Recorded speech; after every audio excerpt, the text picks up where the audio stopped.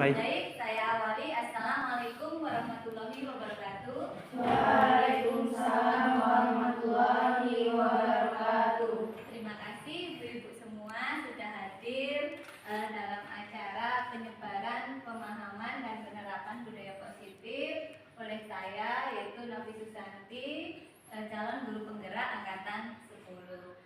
Sebelumnya saya minta izin, di sini saya bukan menggurui Bapak Ibu semuanya, tapi di sini saya ada tugas untuk penyebaran pemahaman dan penerapan budaya positif yang ada di sekolah kita, yaitu di sekolah SMA Negeri 1 Purbolinggo. Ya, Bapak Ibu, masih semangat Bapak Ibu semuanya? Masih. Untuk menambah semangat, berdiri sebentar Bapak Ibu.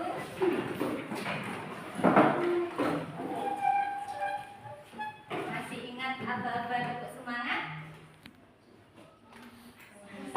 Semangat.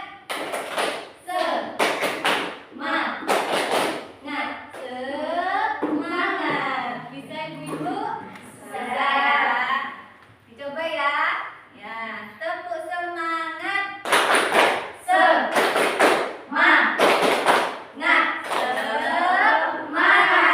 Belum semangat. Ulangi lagi ya Ibu ya.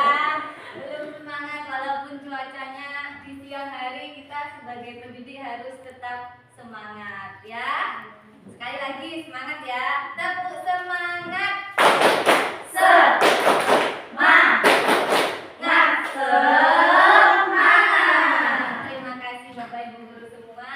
Silahkan duduk kembali. Langsung saja saya sampaikan penyebaran pemahaman dan penerapan budaya positif di SMA Negeri 1 Purbolinggo. Latar belakang, jadi latar belakang budaya positif yaitu sekolah hendaknya menjadi tempat yang nyaman, aman, dan menyenangkan bagi murid. Hal ini sejalan dengan filosofi pendidikan KHD Ki Hajar Dewantara, bahwa pendidikan harus berpihak pada murid. Dengan kemerdekaan, murid untuk belajar sesuai kodrat alam dan kodrat zaman. Untuk mewujudkan hal tersebut, maka bisa dilakukan dengan menumbuhkan budaya positif di sekolahan.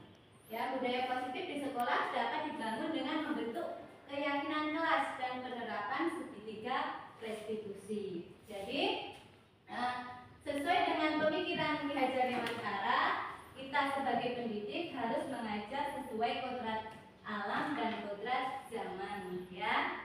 Kemudian untuk mewujudkan hal tersebut, kita bisa menumbuhkan budaya positif.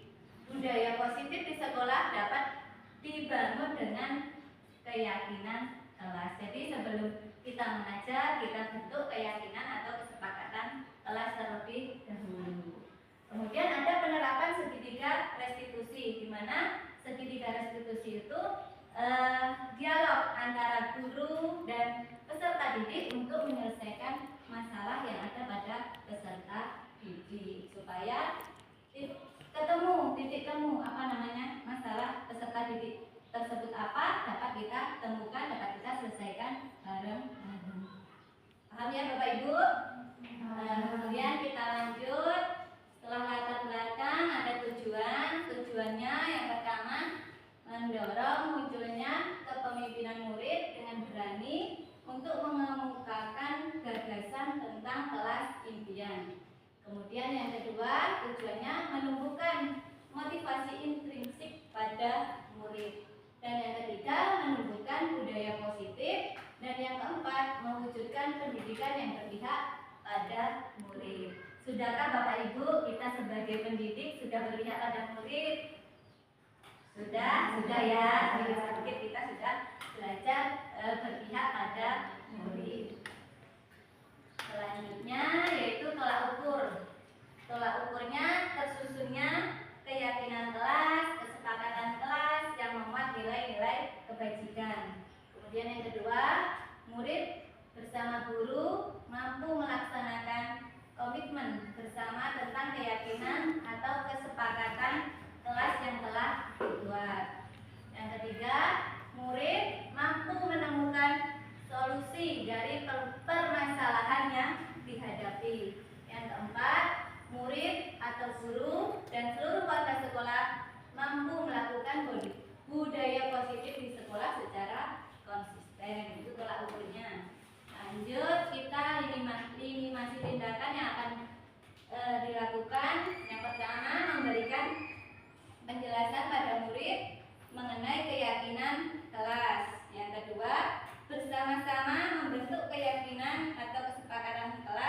bimbingan murid.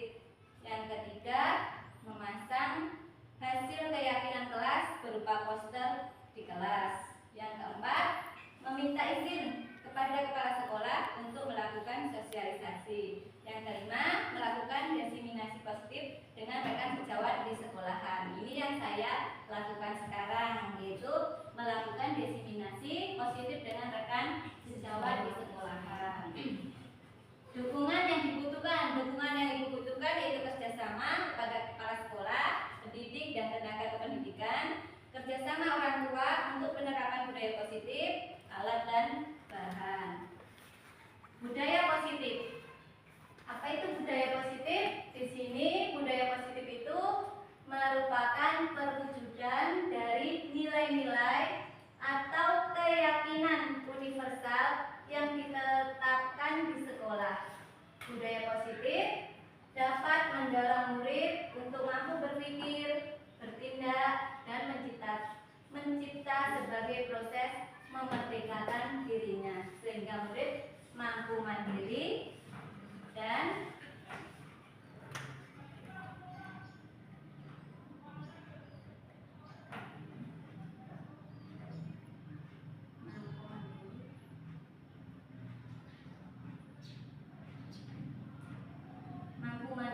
selanjutnya, budaya positif diawali dengan adanya perubahan paradigma tentang teori kontrol sebagai pendidik. Kita merasa berkewajiban untuk mengontrol perilaku murid supaya memiliki perilaku sesuai dengan harapan guru. Jadi sebagai tahap pertama untuk budaya positif yaitu diawali dengan adanya perubahan paradigma tentang teori kontrol. Sebagai guru, kita harus mengontrol murid supaya perilakunya sesuai dengan harapan guru atau harapan kita. Ya, Bapak Ibu, dengan adanya kontrol dari guru, maka akan terjadi keselarasan yang seimbang sehingga akan tercipta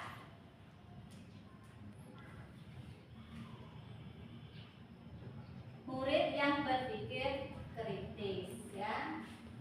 Itu budaya positif. Posisi kontrol seorang guru.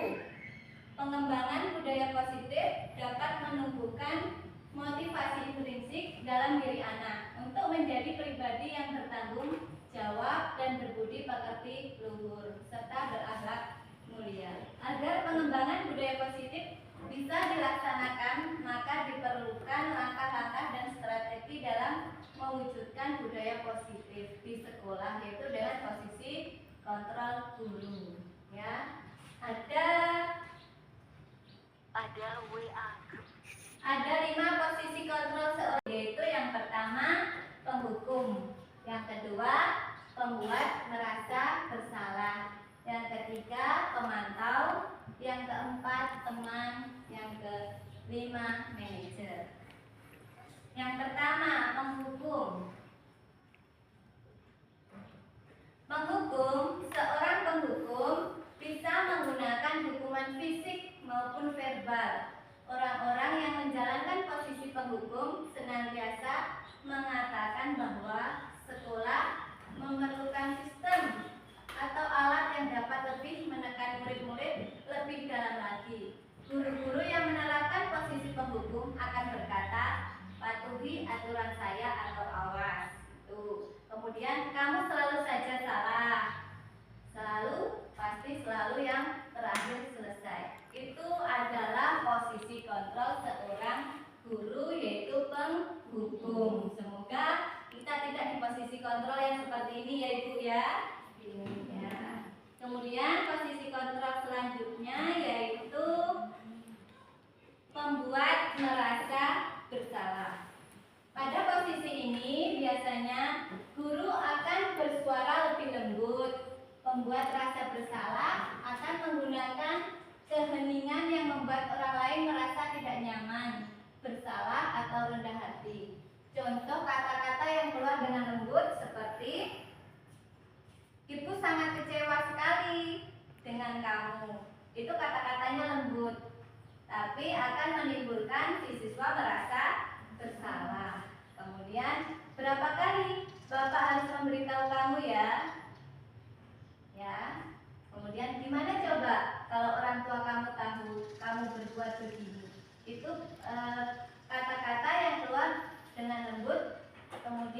membuat peserta didik kita atau siswa kita merasa bersalah. Ya, di posisi ini murid akan memiliki penilaian diri yang buruk tentang diri mereka. Murid merasa tidak berharga dan telah mengecewakan orang-orang disayanginya. Jadi membuat merasa bersalah ini posisi kontrol seorang guru yang kedua. Kemudian posisi kontrol seorang guru yang ketiga yaitu teman. Guru pada posisi ini tidak akan menyakiti murid, namun akan tetap berupaya mengontrol murid melalui persuasi. Posisi teman pada guru bisa negatif maupun positif. Positif di sini berupa hubungan yang baik terjadi antara guru dan murid. Guru di posisi teman menggunakan hubungan baik dan humor untuk mempengaruhi seseorang, dan mereka akan berkata, ayo bantulah demi bapak ya, ayo bantulah demi ibu ya. Tuh, kemudian ayo ingat tidak bantuan bapak selama ini, ayo ingat tidak bantuan ibu selama ini. Ya sudah, kali ini tidak apa-apa, nanti ibu bantu bereskan. Itu posisi kontrol seorang guru sebagai teman. Ada hal yang negatif dan juga ada hal yang positif. Hal negatifnya dari posisi teman adalah bila suatu saat guru tersebut tidak membantu, maka murid akan kecewa dan berkata, saya pikir bapak ibu teman saya. Jadi ketika kita sebagai guru tidak membantu murid, pasti murid akan kecewa ya kepada kita. Jadi kita sebagai pendidik jangan di posisi, kalau bisa jangan di posisi sebagai teman juga ya. Kemudian posisi kontrol seorang guru yang keempat yaitu memantau. Memantau berarti mengawasi ya ibu-ibu ya. Memantau berarti mengawasi. Pada saat kita mengawasi, kita bertanggung jawab atas perilaku orang-orang yang kita awasi. Posisi pemantau berdasarkan pada peraturan-peraturan dan konsekuensi. Dengan menggunakan sanksi atau konsekuensi, kita dapat memisahkan hubungan pribadi kita dengan murid. Sebagai seorang yang menjalankan posisi pemantau, pertanyaan yang diajukan seorang pemantau biasanya, peraturannya apa? Apa yang telah kamu lakukan? Sanksi atau konsekuensinya apa? Biasanya seperti itu. Yaitu posisi kontrol seorang guru, yaitu pemantau. Seorang pemantau sangat mengandalkan penghitungan catatan data yang dapat digunakan sebagai bukti atas perilaku seseorang. Posisi ini akan menggunakan stiker, slip catatan atau daftar cek. Biasanya buku buku saku ya. Itu posisi guru yang menggunakan buku saku itu adalah posisi kontrol seorang guru pemantau. Ya. Yang selanjutnya yang kelima, posisi kontrol seorang guru manajer. Manajer adalah posisi di mana guru berbuat sesuatu bersama dengan murid, mempersilahkan murid mempertanggungjawabkan perilakunya, mendukung murid agar dapat menemukan solusi atas permasalahannya sendiri. Seorang manajer telah memiliki keterampilan di posisi teman maupun pemantau, dan dengan demikian bisa jadi di waktu-waktu tertentu kembali kepada kedua posisi tersebut bila diperlukan. Jadi posisi manajer ini bisa jadi posisi teman maupun pemantau. Namun bila kita menginginkan murid-murid kita menjadi manusia yang merdeka, mandiri dan bertanggung jawab, maka kita perlu mengacu kepada restitusi yang dapat menjadikan murid kita seorang manajer bagi dirinya sendiri. Di manajer, murid diajak untuk menganalisis kebutuhan dirinya maupun kebutuhan orang lain. Di sini penekanan bukan menunjukkan pada kemampuan membuat konsekuensi, namun dapat berkolaborasi dengan murid bagaimana memperbaiki kesalahan yang ada. Jadi posisi manajer ini sangat baik untuk seorang guru, ya, di mana posisi manajer ini kita dapat berkolaborasi dengan murid untuk menyelesaikan masalah murid, ya. Seorang manajer akan berkata, apa yang kita yakini?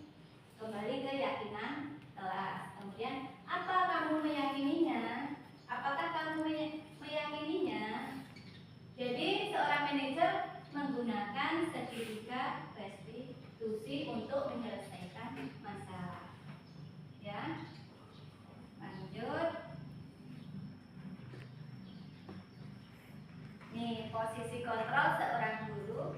Sebaiknya posisi kontrol guru adalah sebagai manajer, di mana guru memposisikan dirinya jika murid melakukan pelanggaran tata tertib, maka guru bisa bertanya kepada anak tentang alasan mengapa anak tersebut melakukan pelanggaran, kemudian membuat kesepakatan kelas untuk melakukan tindakan perbaikan supaya anak bisa mencari solusi dari pelanggaran yang sudah mereka lakukan dan tidak mengulangi kembali pelanggaran yang sama.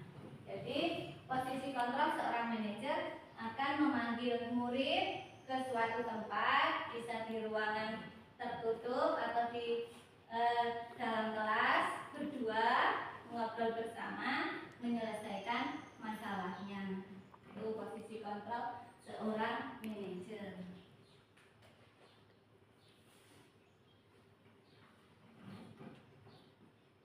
Kesepakatan kelas.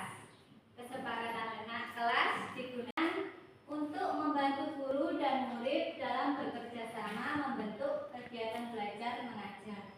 Di dalam kesepakatan kelas terdapat harapan guru kepada murid dan harapan murid kepada guru, sehingga akan membangun kolaborasi yang baik antara guru dengan murid. Sebaiknya kesepakatan yang dibuat harus dapat dipahami dan bisa diterapkan langsung, sehingga jika ada kekurangan dapat diperbaiki dan dikembangkan secara berkelanjutan. Contohnya kesepakatan kelas sebelum pembelajaran kita tentukan bareng-bareng bersama murid. Kita tentukan kesepakatan kelas hari ini apa?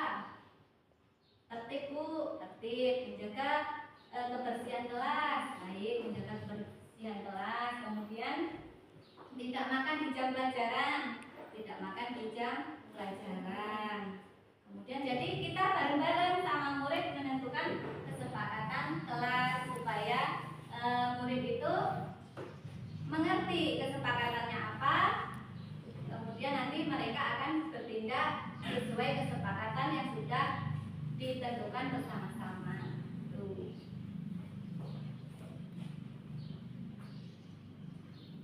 Ini contoh kesepakatan kelas di SMA.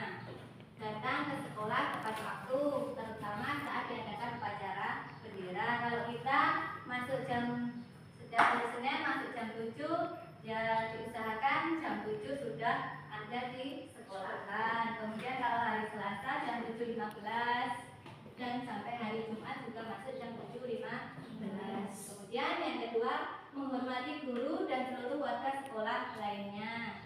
Menjalankan piket sesuai jadwal yang telah ditentukan, memakai seragam lengkap dengan sopan dan rapi, selalu menjaga kebersihan lingkungan kelas dan sekolah dengan membuang sampah pada tempatnya, mengurus kelas yang telah terpilih harus memiliki tanggung jawab terhadap tugas dan kewajibannya, membiasakan 4 kata ajaib yaitu maaf, tolong, terima kasih, dan permisi. Saling menghargai teman dengan segala perbedaannya, terutama beda pendapat saat berdiskusi. Jadi itu juga termasuk kesepakatan kelas. Kita menghargai teman saat mengutarakan pendapatnya. Ya, jika berhalangan hadir di sekolah harus ada pemberitahuan dengan seizin dan sepengetahuan orang tua. Jadi dibiasakan untuk murid-murid kita ketika tidak hadir bisa mengirim surat izin. Kemudian yang ke-10, memberi bimbingan dan contoh baik untuk adik kelas dan dan bersikap hormat. Jadi siswa kita diberi bimbingan contoh yang baik untuk adik kelas dan bersikap hormat kepada kakak kelas supaya dia memiliki karakter yang baik.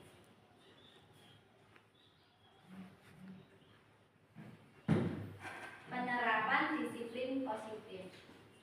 Disiplin positif bertujuan memberikan pemahaman disiplin kepada anak agar mereka mengetahui perilaku yang diperbuat, bisa mengambil keputusan dengan tepat, bertanggung jawab atas pilihan yang mereka lakukan, serta dapat menghargai diri sendiri dan orang lain.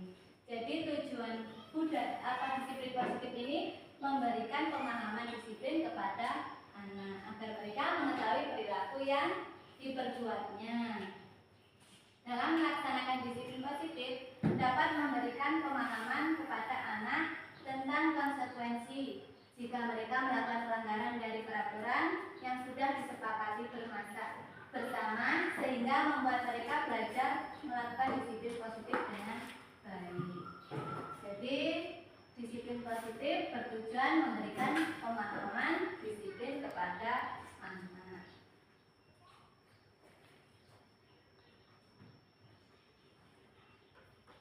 Tujuan disiplin positif. Dengan langkah-langkah tersebut, maka diharapkan penerapan budaya positif dapat menumbuhkan dan mengembangkan sikap bergotong royong, tercipta kolaborasi yang baik antara semua warga sekolah, memiliki rasa peduli, mandiri dalam mengambil keputusan yang tepat, serta bertanggung jawab atas setiap tindakan yang dilakukan. Sebagai guru harus mampu mendidik dan menuntun anak agar menjadi generasi yang dapat menjadi kebanggaan sekolah, keluarga, dan masyarakat. Sehingga dimanapun anak berada, mereka bisa menerapkan dan memberikan teladan karakter yang baik. Jadi tujuan disiplin positif ini menerapkan dan memberikan teladan atau karakter yang baik untuk peserta didik. Ya, kita sebagai pendidik harus mampu mendidik dan menuntun anak, ya, sesuai dengan pemikiran Ki Hajar Dewantara.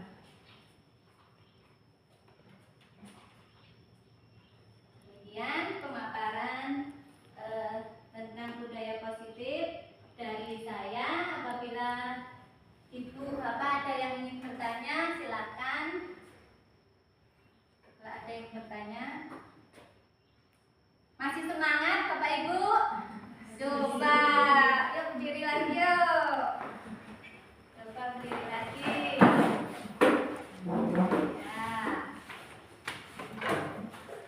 Tepuk semangat. Semangat. Terima kasih, ternyata masih, alhamdulillah masih semangat. Jelas ya tadi bapak ibu tentang penerapan disiplin yang ada di SMA Negeri 1 Purbalingga tadi, yaitu datang tepat waktu, hormat kepada kakak tingkat, dan sebagainya. Ada yang bertanya? Tidak ada? Cukup? Kalau cukup, sampai di sini pemaparan tentang penerapan budaya positif. Saya akhiri. Wassalamualaikum warahmatullahi wabarakatuh.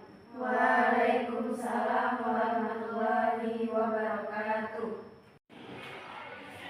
Assalamualaikum warahmatullahi wabarakatuh.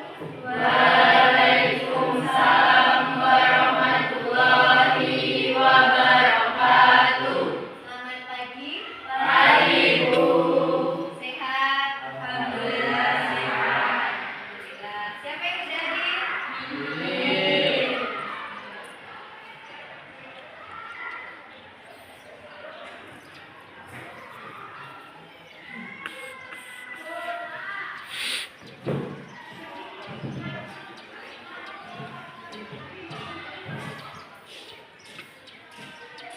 Baiklah anak-anak, sebelum mulai pembelajaran kita berdoa terlebih dahulu. Silakan ketua kelas dipimpin teman-temannya untuk berdoa. Silakan Mas. Sebelum mengawali pelajaran pelajaran ini, mari kita berdoa terlebih dahulu. Berdoa mulai. Bismillahirrahmanirrahim.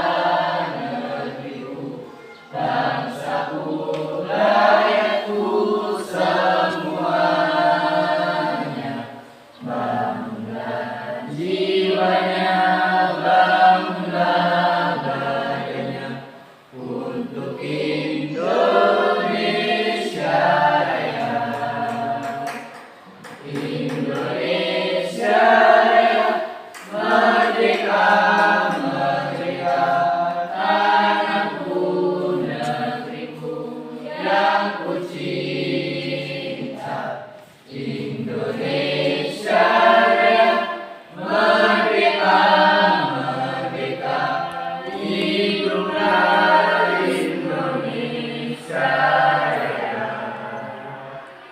Indonesia Raya, merdeka, merdeka, tanahku, negeriku yang ku cinta.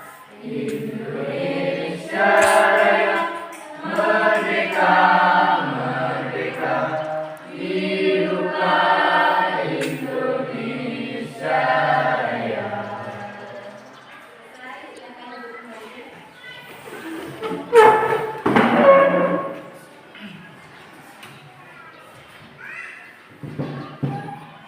Baiklah anak-anak, seperti biasa kita sebelum mulai pembelajaran kita tentukan kesepakatan kelas terlebih dahulu. Ya, ada yang tahu kesepakatan kelas itu apa? Ya, Amen. Apa kesepakatan kelas? Kesepakatan kelas adalah pernyataan yang bersama dan standar perilaku antara siswa dan guru dalam lingkungan kelas agar suasana kelas kondusif. Ya, bagus. Jadi kesepakatan bersama atau pernyataan bersama antara guru dan siswa untuk menciptakan suasana belajar yang nyaman dan kondusif. Selanjutnya kita tentukan kesepakatan kelas bersama-sama. Di sini akan dibagi apa ini namanya? Stick in mark ya. Nanti ditulis saja kesepakatan kelas kita menurut kalian masing-masing. Nanti kita akan sepakati bersama ya. Di sini ada ibu bagi. Nanti bisa ditempel di papan ya. 2 sama 1 2 apa? Berapa? 1.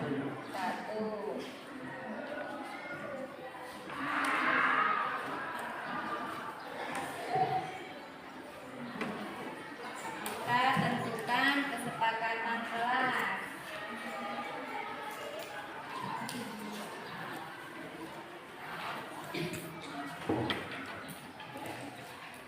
Silakan ditulis kesepakatan kelasnya sebelum kita mulai pembelajaran.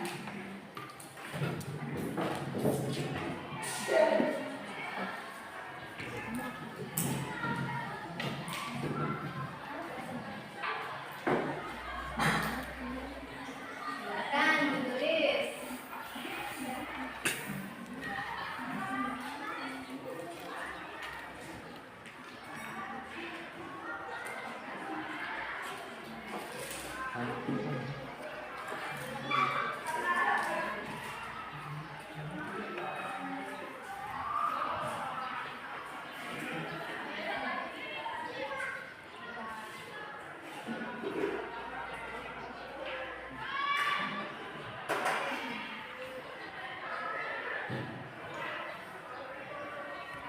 Yang sudah selesai boleh langsung ditempel di papan bor ya, depan.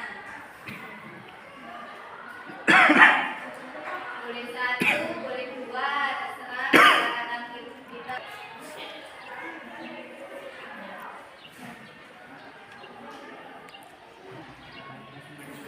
Tempel aja, ini tempel depan.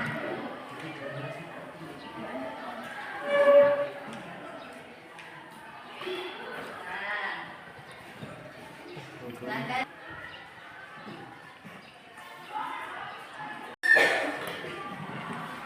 Sudah ya. Ada yang bersedia membacakan kesepakatan kelas ke depan? Silakan yang bersedia. Silakan Mbak Alia maju ke depan. Kita bacakan kesepakatan kelas. Terserah, boleh sebelah sini, boleh sebelah sana.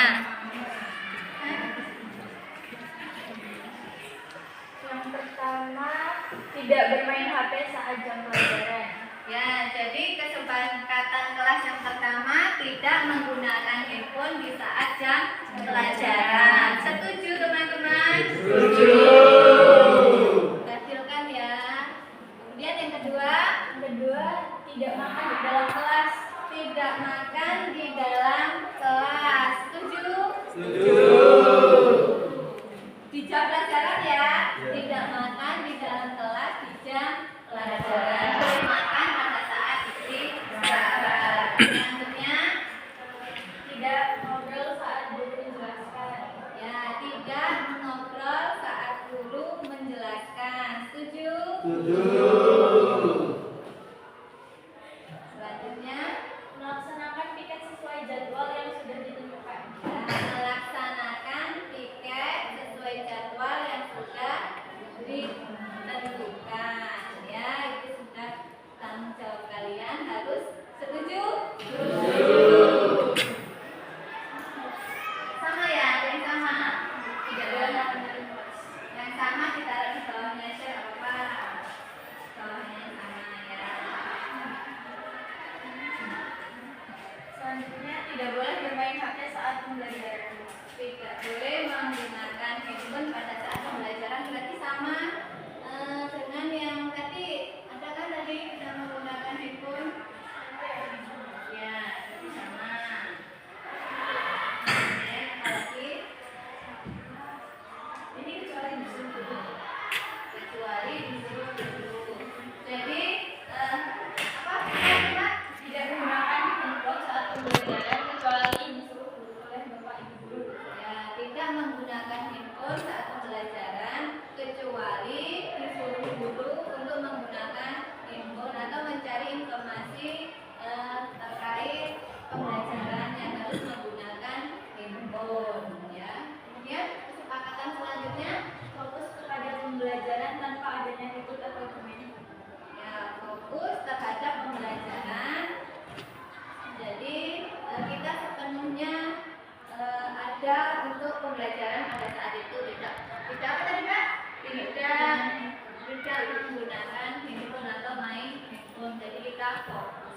Setuju? Berarti sama tadi ya, intinya tidak menggunakan handphone. Selanjutnya Tidak membuang sampah di laci atau sembarangan. ya, tidak membuang sampah di laci atau sembarangan. Jadi tempat sampah yang baik yaitu di tempat sampah.